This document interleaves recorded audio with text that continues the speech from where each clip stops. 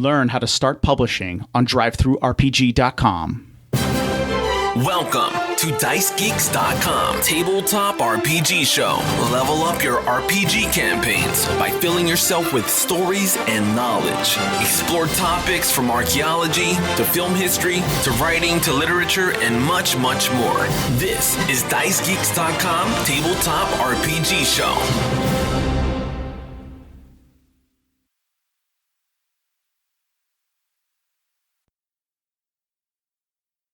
Welcome to the show. My name is Matt, and I am your host. This is the podcast where we learn how to become better game masters and role players by filling ourselves with stories and knowledge. All right, guys, today I have an amazing interview where we dive into how you can start publishing your own tabletop RPGs on DriveThruRPG.com. You definitely want to stick around for this, even if you have ever just had the slightest thought that you wanted to publish your own game. But first, hey guys, if you could help out the show in some way, I would greatly appreciate it. As you may know, it is very difficult to get people to know that a podcast like mine exists because there are so many other awesome ones out there in the world. I would greatly appreciate it if you could like, rate, review, or subscribe to the podcast.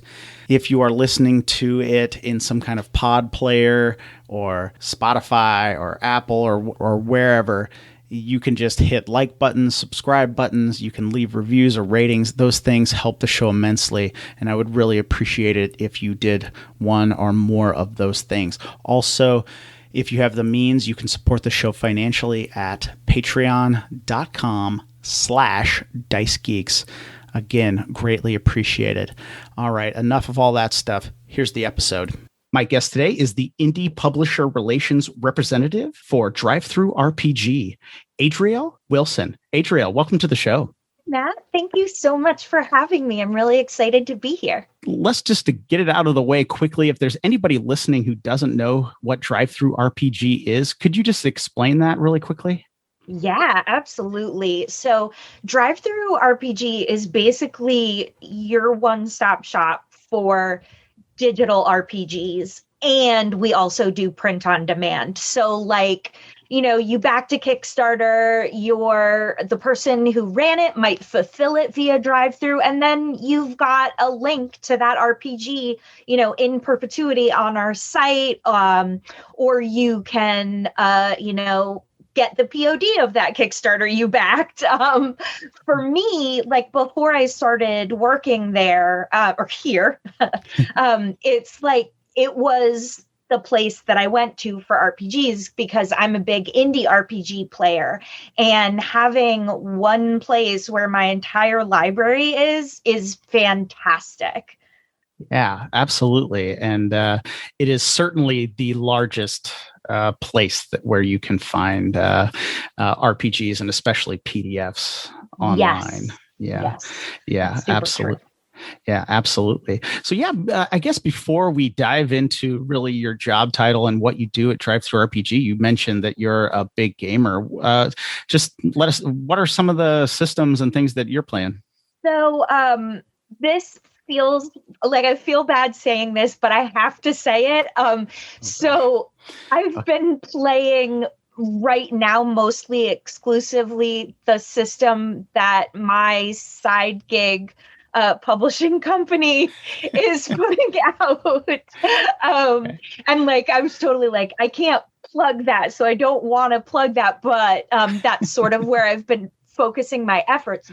But I did just order the print-on-demand version of Thirsty Sword Lesbians from our site. So I'm super excited to get into that. Like, I know it's that sort of PBTA that we're all probably familiar with setup. So I know that Powered by the Apocalypse? Yes.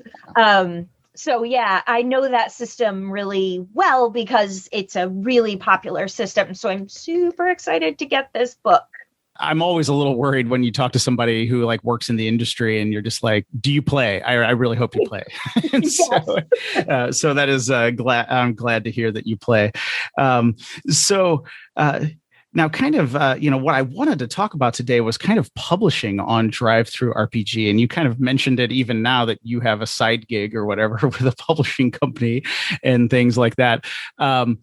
Because it is easy nowadays, relatively easy to publish some of your own material. So why don't you kind of, in the introduction, I said that you were the indie publisher relations representative. Why don't you explain what that means? So what that means is basically I am here to help all publishers on our site. So we also have a Century Publisher Relations representative, and she handles our largest publishers. And so I get the exciting job of working with all the indies, which I love because, I grew up playing weird role-playing games. So like to be able to help publishers get their work into the hands of players just like makes me really happy every day.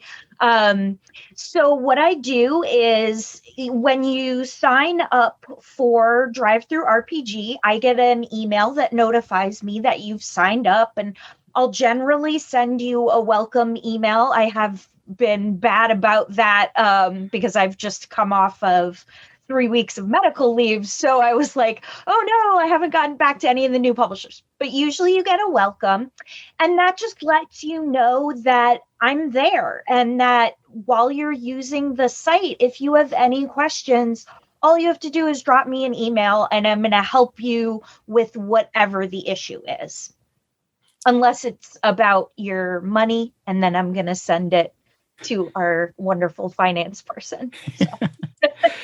No, that's awesome. That's awesome to know. And especially that DriveThruRPG provides a person like you to help people, because the process can be daunting if you've never done it before.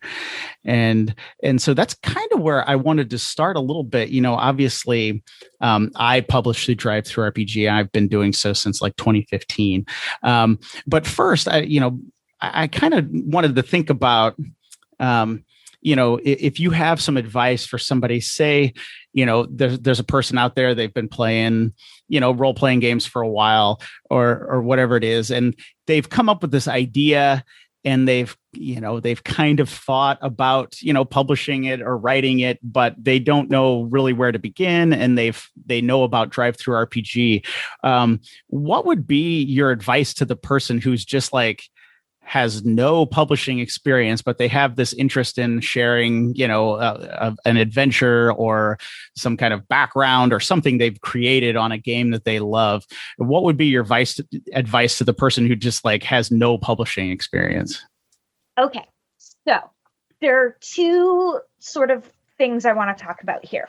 First, we have a number of community content programs. And what a community content program is the publisher of whatever system, like, for example, Chaosium has Miskatonic University. The publisher will set up rules for what can and can't be included in your content, and, terms of what you're what you're signing up for when you join the community content program. But they also have templates. So if you're like, hey, I have this amazing Cthulhian adventure and you want to put it on Miskatonic University, you can do that directly from your customer account on DriveThru. So if you're on the DriveThruRPG website, at the top of your screen, you'll see a tab called Account. And under Account, if you scroll down, you'll see a My Content section. And that's where you can publish community content for a lot of existing RPG systems. And big examples of like giant community content programs are the Storyteller's Vault for all of the World of Darkness, White Wolf, Paradox, that world falls under Storyteller's Vault. And then DM's Guild, which is where you're going to be publishing content for Dungeons and Dragons. The content that goes on the DM's Guild is different than the D&D content you'll see on DriveThruRPG. So I'll get to that in a second. So those are some options for if you're at the very, very beginning of your journey. But say you've made an adventure or an alternate rules set for a system that's already in existence that doesn't have a community content program and has an open license that you can just use and do whatever, or you want to publish D&D content that is outside of the current realms that are in use in D&D, you would come to DriveThruRPG. If you go to the site and you're signed in as a customer, you scroll down to the bottom and you will see that there is a link for how to sell on DriveThruRPG.com. That link will take you to where you can sign up with a publisher account, and it'll also give you some links to our publisher knowledge base so that you can learn a little bit about publishing on DriveThruRPG. Am I going on too much, Matt? Because No, that's fine. That's okay, really great. good. It's really helpful. And I know I was gonna kind of just cut in a little bit, and I think that was a really good point that you brought up about the community content, because I think as opposed to kind of publishing your kind of your own thing or something like that. And so I think that is a really great point because like what you're talking about there with the community content, obviously the DM's Guild falls into it. Some of the other systems have their own, like, Chaosium has their own. I think Pelgrane Press has a community content for Gumshoe. Yeah, they do. Yeah. And so those are places where people can actually use the intellectual property of those publishers. Isn't that right? Yes, that is correct. And that's the only way that you can use the intellectual property for those publishers. Yeah. And so like on DM's Guild, I could publish something, or I know a person, Matthew Whitby, has published Volo's Guide to Getting Murdered, right? And so he's able to use Volo, he's able to use that wording, he's able to use these characters that would be normally protected, but since it's in the DM's Guild, he can use all of those things, right? Exactly. Yeah. And then, but kind of separating that out and publishing kind of your own thing. This is where a person, say, who has created their own campaign world, and they have, I don't know what it would be named or whatever, but I'm bad at coming up with things on the fly like that. But like they've made their own campaign world that say they've been playing in for 5 or 10 years. And they're like, you know what, this would be fun to publish that, even though it goes along with D&D or it goes along with Pathfinder. So that's where they would publish that if they would create a publisher account on DriveThru, right? Yes, that is correct. Okay. Basically, you can divide it up really easily into, if you are publishing under the OGL, the Open Gaming License provided by Wizards of the Coast, along with their system reference document that tells you what's okay to use and what isn't. That all goes on DriveThru. And then, as you were saying, if you're directly using Dungeons and Dragons IP, that goes on the DM's Guild. Yeah. Okay. And I think that is a really big distinction because, I had started publishing on DriveThru before the DM's Guild launched, but once the DM's Guild was launched, there's always a lot of questions about what can or can't be published on the DM's Guild. So, I think that was a good kind of discussion to kind of pull those two things apart. And also, if you're publishing if you create a publisher account on DriveThruRPG, of course, then you could publish your own role-playing game, or something of your own creations that's not even connected to Dungeons and Dragons or something like that as well. Yeah, and that is where I come in and get really excited, because I love indie RPGs. Like, I super enjoy, like, there's nothing better than the feeling of like explaining the OGL to someone and having them come back and have filled it out properly. And I'm just like, you did it. That makes me so happy. But anyway, if you have your like completely your own system that you've designed yourself, and you've got your source book, your main rule book, and then you've got some adventures for it, DriveThruRPG is a great place to post it and get customers. And I just, I get really excited about the indie RPGs because, again, that's my world. So like, I'm going on again. Sorry. No. That's fine. And I think it's really important too. Yes, because, the open gaming license, the OGL, really opened up kind of, an area of RPGs for people who, for DMs, for dungeon masters, for game masters who were creating so much material for, say, Dungeons and Dragons, that just opened up a huge thing. Of course, Pathfinder is an entire game like published under the OGL, so that just opened up a huge market for people.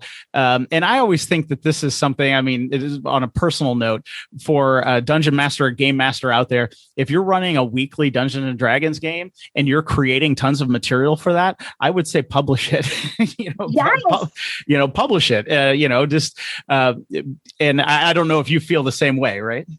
So I totally do. Like, if people are putting in like their time and creativity into something, I always want them to get it out into the world. And there are people all over who are like, man, I don't, I want to DM, but I don't know how yet. And they're all looking for modules. They're looking for exciting new settings, and your personal setting is cool and fun. Put it out there.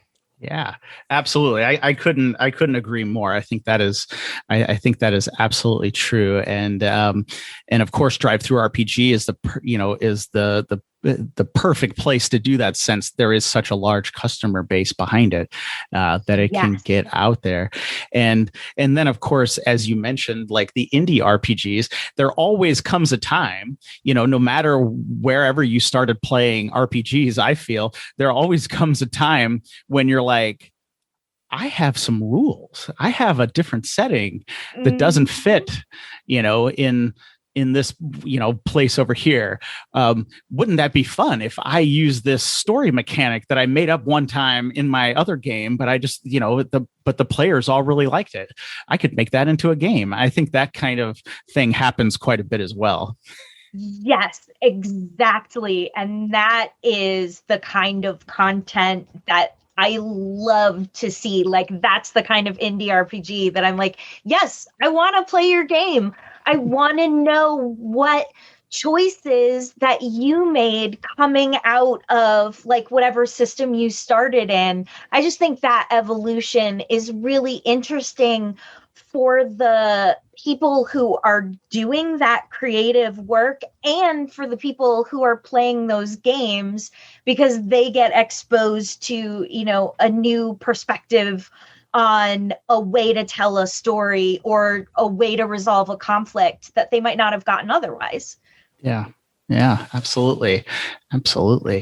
Well, we are talking about this. You're encouraging people to publish. I usually always encourage people, if they have a direct interest in, something, or they come up with a unique idea, or, I think too, I find sometimes that, I started playing D&D when I was 9, and then branched out, pretty much immediately into like every game I could find or had time to play. there's usually something in people who start playing young, like I did, that we want to be writers. We want to add to the worlds that we're playing in.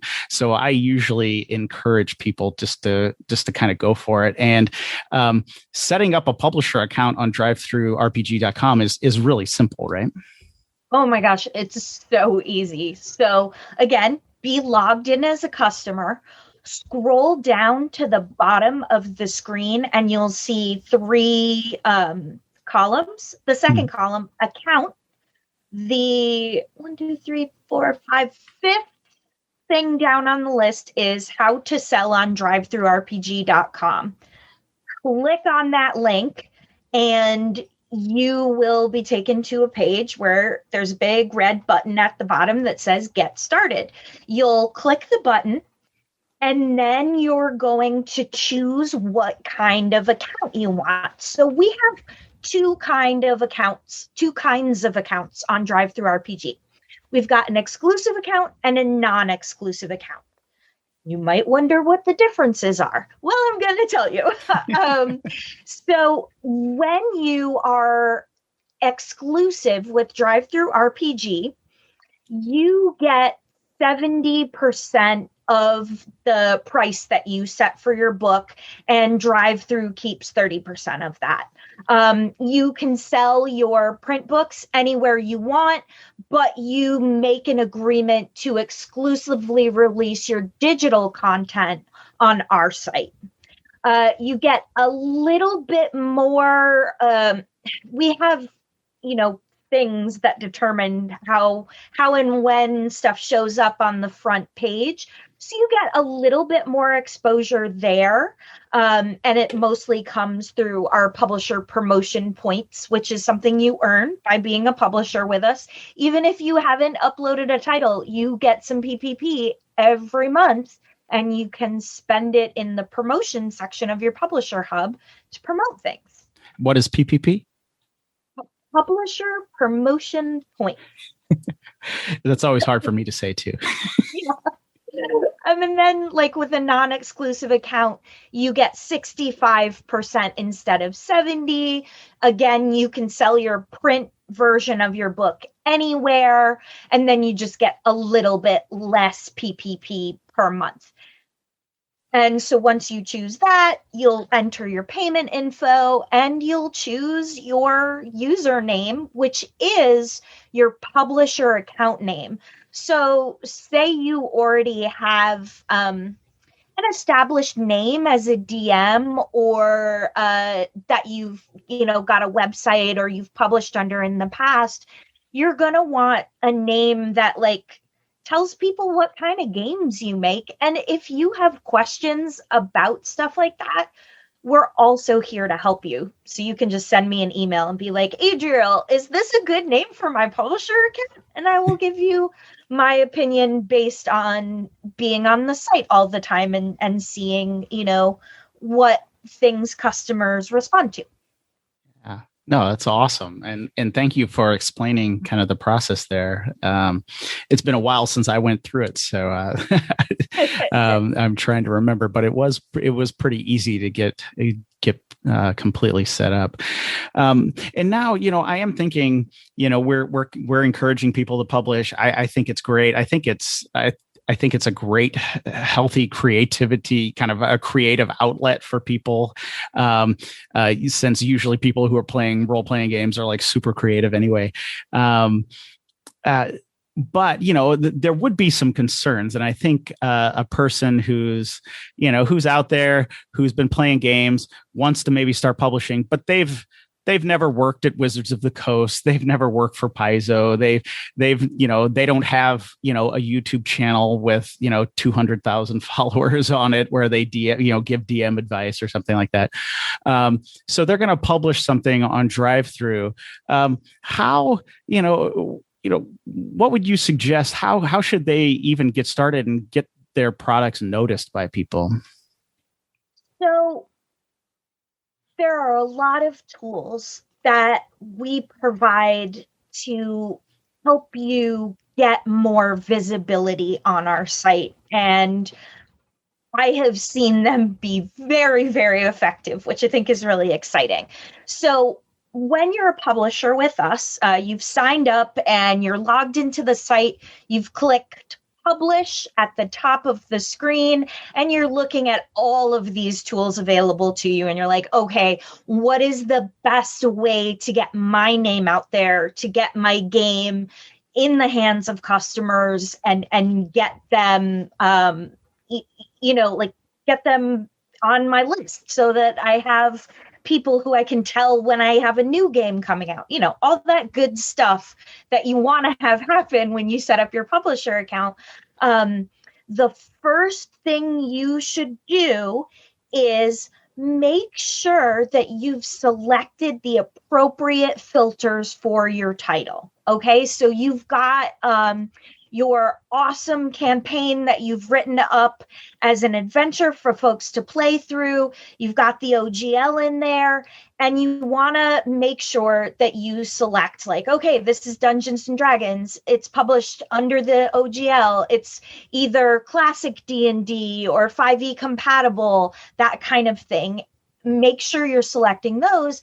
And then pay attention to the genre filters, because the next thing you're going to do is go back to the promotion section on your Publisher Hub and opt into our site-wide sales. So when you do that, when you click on that opt in or out of our site-wide sales, you can specify what amount you're willing to put your titles on sale up to, and you can even exclude titles that you might not want to be in sales, because a lot of customers will come to a sale and say, oh, what game on this list don't I have? And hopefully it's going to be yours because you put it in the right categories and you told us it was okay to put them on sale. Because sometimes folks reach out to me and they're like, oh man, why am I not on this sale? And I sadly have to say, oh, well, it's because you didn't have the right filter selected before the sale started. And I don't want that to happen to any of you out there. I want you to get in our sales and get lots of customers. Yeah. And I thank you so much again for explaining that, because getting your products or your games or your supplements or your adventures in the right category is so important. And just to share just an anecdote from my personal experience, when I was, I had my products up there and I was selling some of them, but I went through after a time when I had, I have like 60 or 70, no, more than 70, I think, products now on DriveThruRPG. I went through a couple years ago and all of my products and made sure that they were in the appropriate categories for each one. Some of them were not. My earnings per month doubled just by having them in the appropriate categories. So good to hear. Oh my gosh. Congrats, Matt.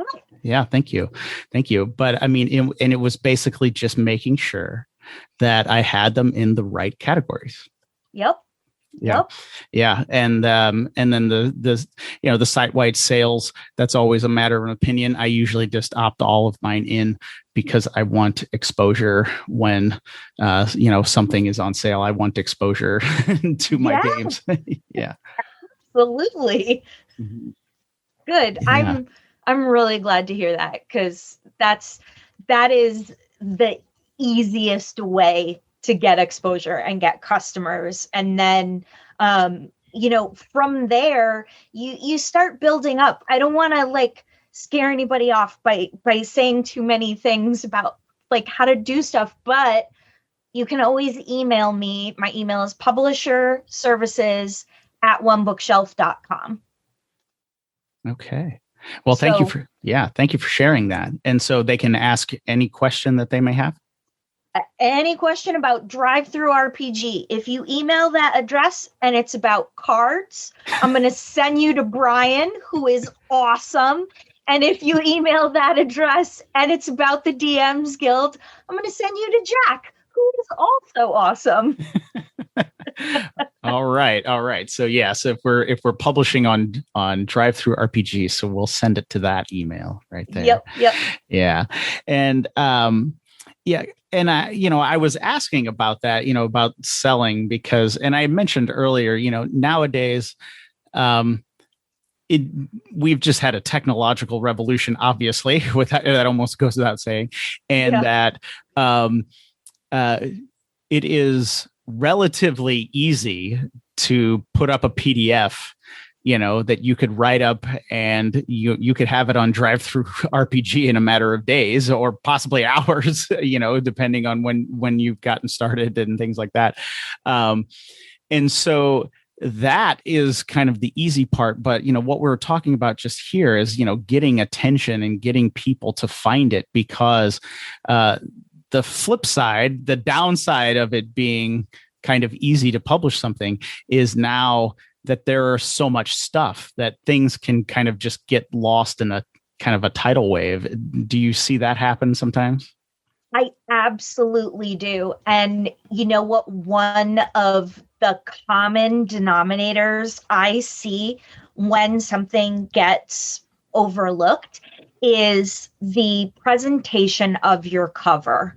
Like, making something that looks good and is eye-catching is so important, as is making sure that in your product description, you tell people what they're getting.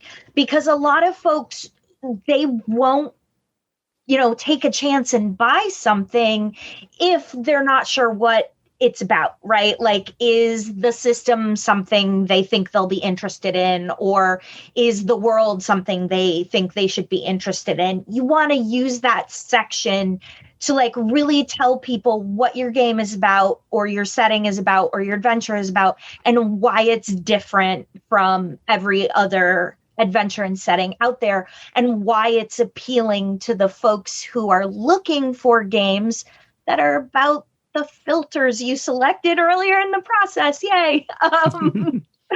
But the thing about covers is a lot of us are not artists, and that is totally okay, because DriveThruRPG also has your back there. We have a huge selection of stock art that you can buy for different purposes. A lot of folks have a free commercial license, which means you can buy some really cool, really professional art without spending a lot of money and without worrying that you're using someone else's copyrighted art that you shouldn't be using. Yeah, absolutely. I think that is tremendous advice that we all like to say, don't judge a book by its cover, but books are judged by their covers, right? Yes. Yes. And bringing up the stock art, just another personal anecdote. This is, going back to 2015, I had put together I had put together a rule set for a post-apocalyptic setting. I based it on the Open D6 system. So some people who might be familiar with the old West End Star Wars game, they released that 6D system as the Open D6 system under the OGL.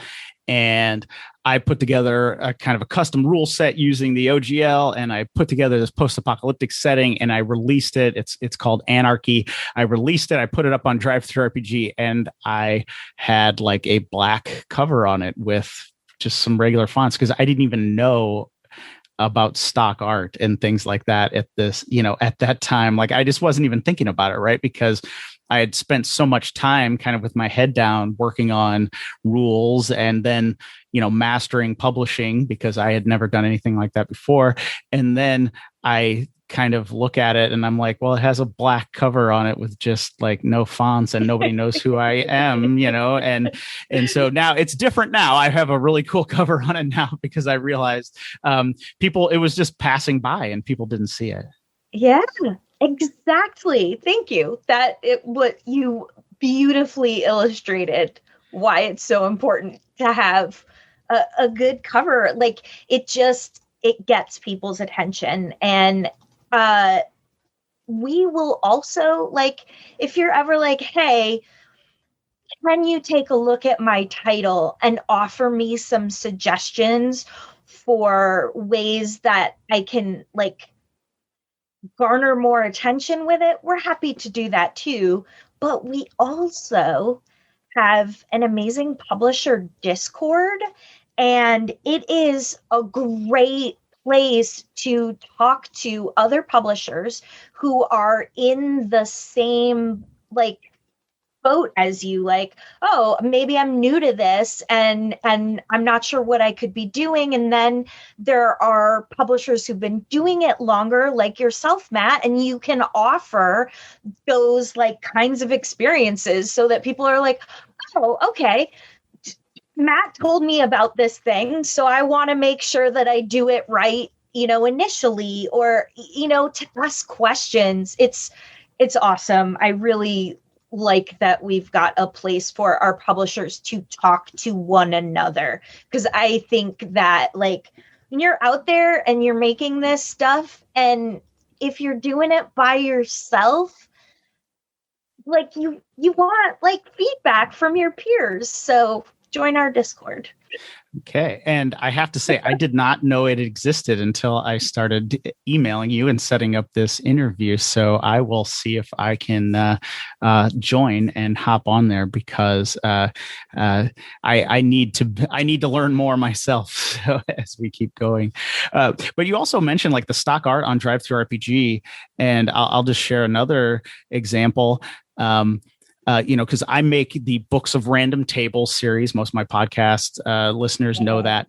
And like you were saying, I called my books the Books of Random Tables so that people will know, exactly what they're getting. They're getting random tables that they can use in their tabletop RPGs, fantasy or otherwise. So I put together the great book of random tables. I gathered all my fantasy tables together, re-edited them, had 2 proofreaders go through them.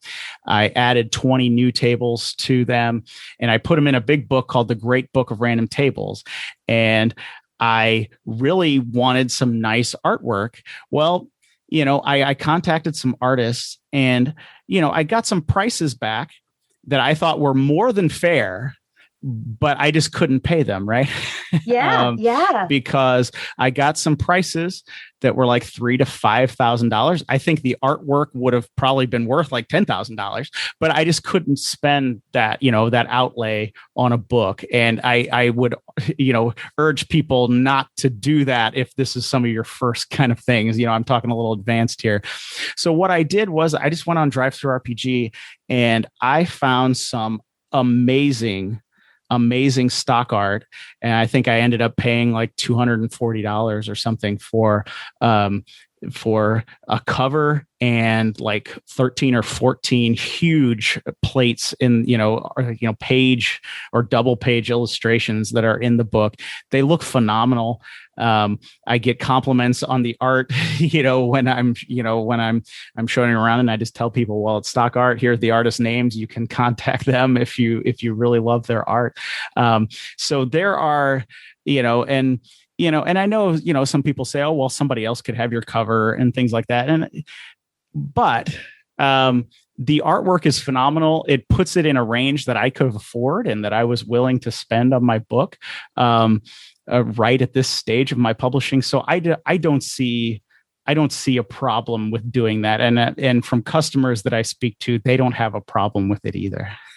And listen, I'm going to tell you, Matt, even if someone bought the exact same stock art that you did, everybody's style is different. No one is going to lay out a cover exactly the same as someone else's cover, unless they're copying them in a not good way. But basically, like, your creativity comes through there. If you're the person who's putting together your PDFs and putting together your covers, you're try it. It's super fun, and you get to make it look the way you want it to. And 2, you're going to learn as you go, and your style is going to come out. And even though you're like, okay, I bought a template here and the stock art here, it's still going to be different than anybody else's project. And that's part of what makes it super cool. Absolutely. I couldn't agree more. And because I've seen some of my other products and I've seen some of the stock art come up again, and the covers look totally different. They just look totally different.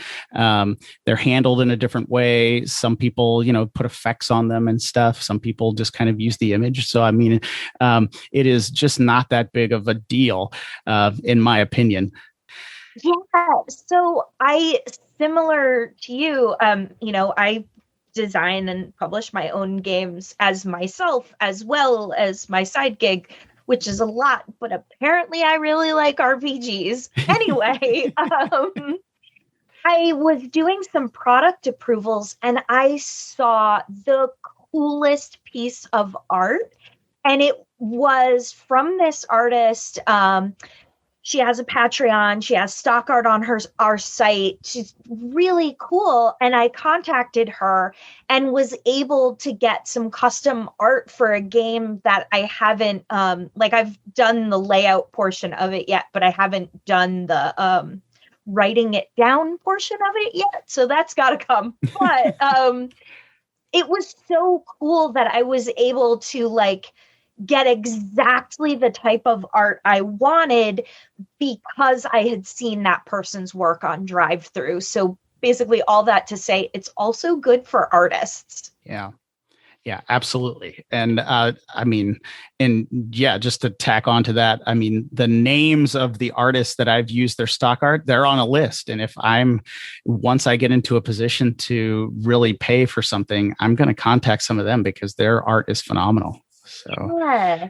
We've been, kind of talking about some of these different areas. And I think you touched on something too that I think can be a little daunting for somebody. And I've heard a few horror stories, and I don't want anybody to go through it, but you kind of touched on, hey, start kind of design your own PDF, buy some stock art for, some stock art is amazing on DriveThruRPG and it costs like $1. I don't even understand that, but some of it's amazing.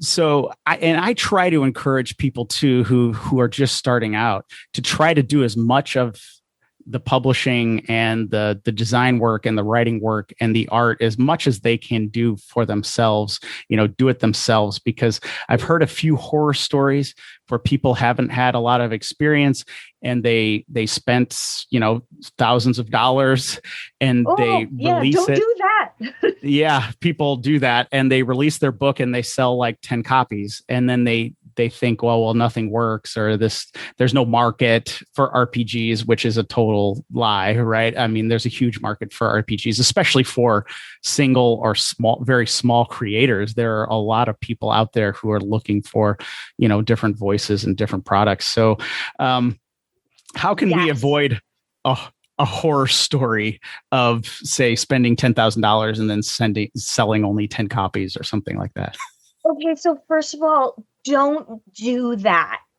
Please don't do that. And 100%, Matt, my spouse is also a game designer and developer. And when we met, he and the person he was working with had just spent far too much money on one piece of art. And, we were like, no, don't do that again.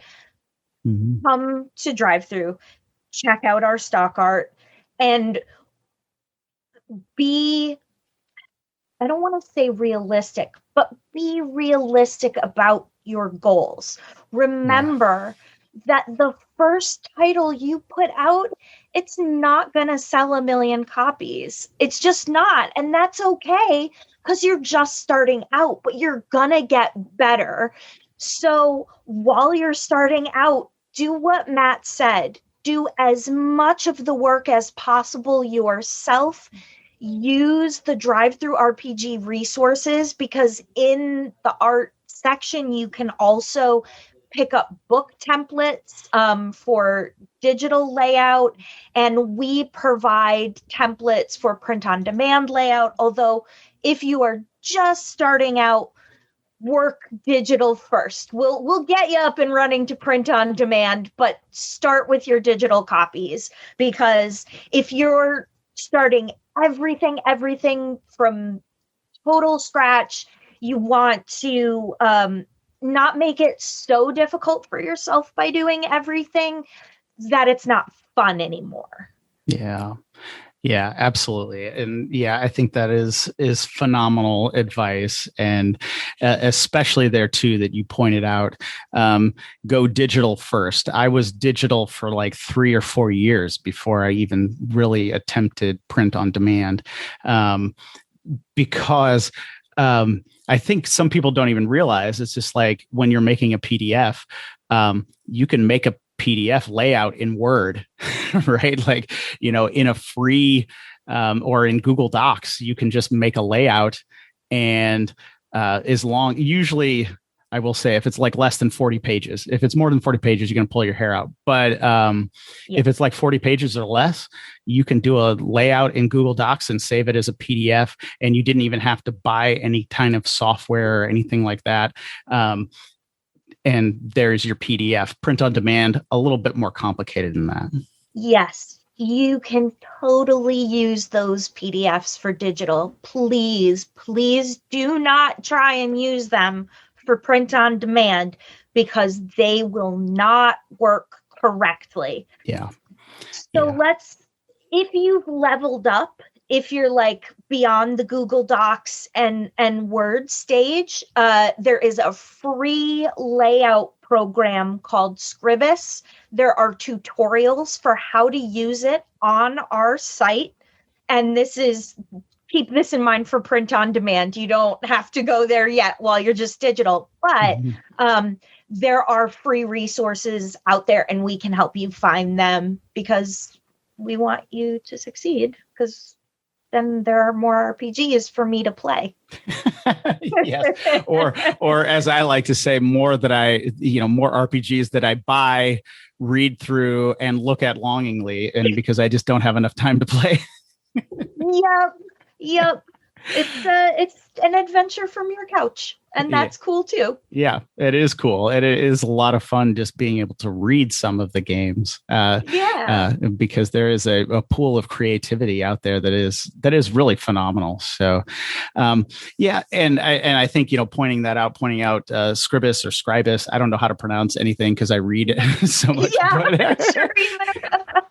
But pointing that out, that helped me through a lot. It helped me through a lot. I will say I had some problems with it, so I leveled up again, and so I moved to InDesign. But you do not have to do that. Scribus or Scribus is perfectly fine to learn. And it was a little intimidating when I first opened it up, but there are some phenomenal YouTube tutorials where people just like walk you through how to lay out even a role-playing game. I found one where a guy lays out a role-playing game and he just taught me how to use Scribus right there. So there are tutorials, there's all kinds of stuff available. Well, one thing I was going to ask, and I know we've been talking a while now, but one thing I did want to ask, we were talking about kind of getting started, and I think it is very important for people to keep that kind of perspective that, when if you have no experience in the publishing industry and you're not a rock star game designer already, you don't have to compete with Wizards of the Coast, right? Like you don't have to compete with, somebody. And so, like that, because there are so many niches out there that are available to people. So I think some of the advice that we talked about was really good. So I'm going to be a little selfish now. So I've leveled up a few times. I publish on DriveThruRPG quite a bit. But, I've never worked for Wizards of the Coast. I'm not a rock star game designer. I have an audience, but not like, a huge one.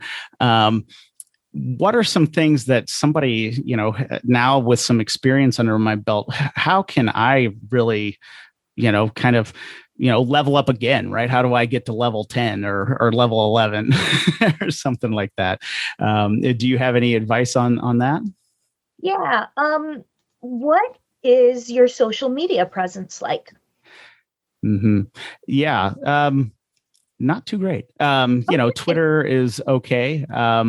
Facebook, I have a page, but, with like 1,000 or something likes. It's just, really with, social media, it's just always a time, like how much time do I put in each of these platforms? Yeah. So I'm going to give you a couple quick tips for social media, and then I'm going to tell you how to get to that next level on DriveThruRPG's site. Okay. So with Facebook advertising is really cheap. It is super cheap to boost a post. It is super cheap to run an advertisement. And if you get to the point where you're ready to do that, you can select a specific demographic. Make sure you write down what that demographic is. Most people will start with making a list like who looks like them, like their age, their gender, their interests, and see how far that advertising gets you. So that's one thing you can do. With Twitter, you need to engage every day to get more followers, get your tweets seen more. So the best advice I have there is pre-write tweets, one for every day of the week. You can skip the weekends if you want to, and get one of the free social media managers like Hootsuite or oh boy, there's another one that I'm not thinking of. Anyway, Google it. You'll Buffer. find it. Yes, Buffer. You'll find a ton. Use those to schedule those pre-written posts and make sure that you are following and using the hashtags that are relevant to your games or your adventures and also what's sort of going on. So take part in discourse about your genre. So those are my two quick social media tips. With DriveThru, to level up your on-site marketing, you're going to want to submit one of your games as a deal of the day as soon as you have enough publisher promotion points to do so. Deal of the day lets you select a title and it'll be on sale for a percentage off. You'll be notified 24 hours before it goes on sale. That is a great way to build exposure directly on our site and get more customers. Make sure that you are paying attention to what sales are happening site-wide, and don't put your books on sale during site-wide sales if you're a part of the sale, because those discounts will stack and then you will have lost a lot of money. You don't want that. No, yeah, no, we don't want that.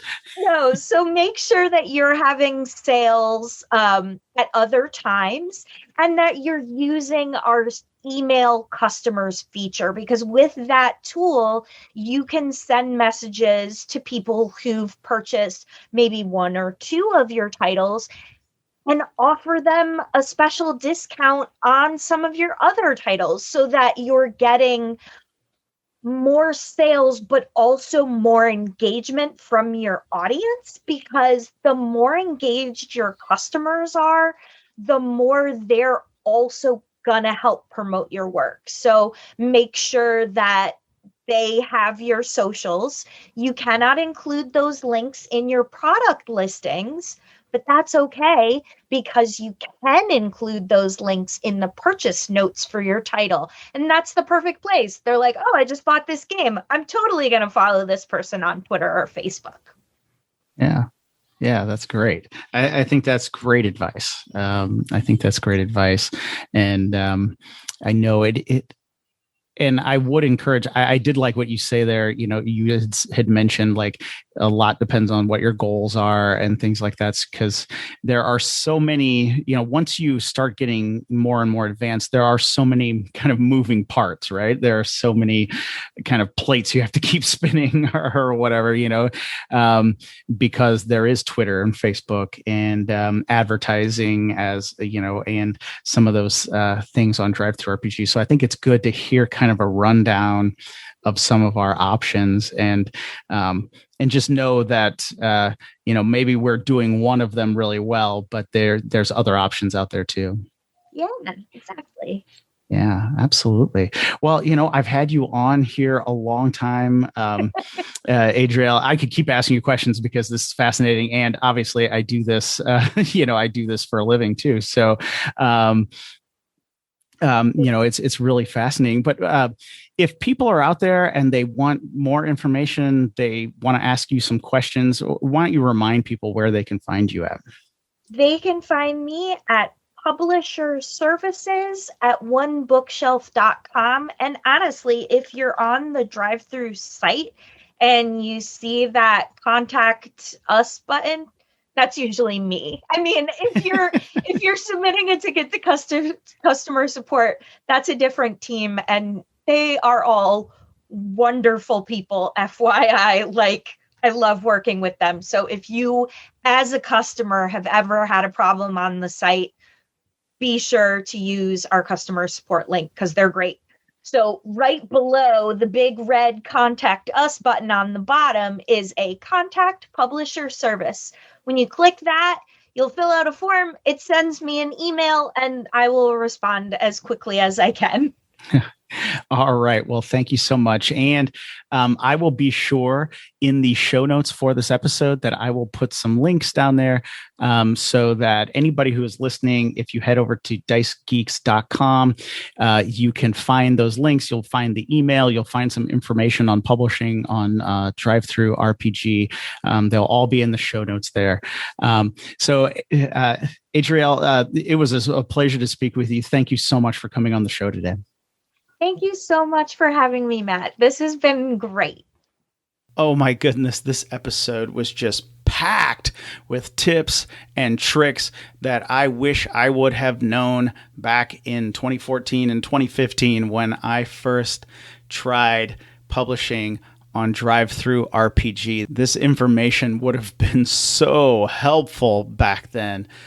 So I really hope that you guys got a lot out of this episode, even if you have just even thought slightly about publishing your own RPG or your own supplement or your own adventure on DriveThruRPG.com. I hope this episode was very helpful. And also, as I mentioned in the episode, in the show notes for this episode at dicegeeks.com, you will find links to some of the helpful DriveThruRPG.com support documents, as well as the email where you can get in touch with Adriel and the others there at DriveThru who can help answer more detailed questions. And I really urge you, if you are considering publishing or if you are a publisher already, take advantage of some of these resources. I'll also post a link to their Discord channel in the show notes. If you are a publisher or you have publishing questions, you can go there and get answers right from DriveThruRPG.com. And while you're poking around on DriveThruRPG.com, you can check out the Book of Random Tables. Ha! Just thought I'd slip that in. Anyway, if you want some free stuff, head over to dicegeeks.com/free. You get 10 free dungeon maps. You'll never miss an episode of this show. And each and every Friday, you will get an email update from me letting you know what is going on in the world of Dice Geeks. All right, guys, I've been given the pitch. If you can help the show out anyway, I would greatly appreciate that.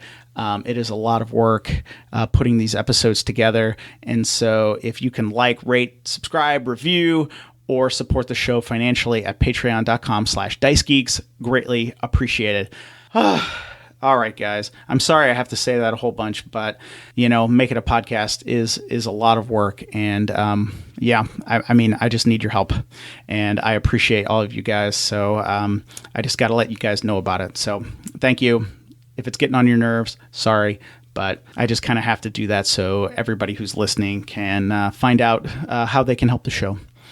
So anyway, I greatly appreciate your time. I greatly appreciate you listening to the episodes. So until next Wednesday, keep gaming.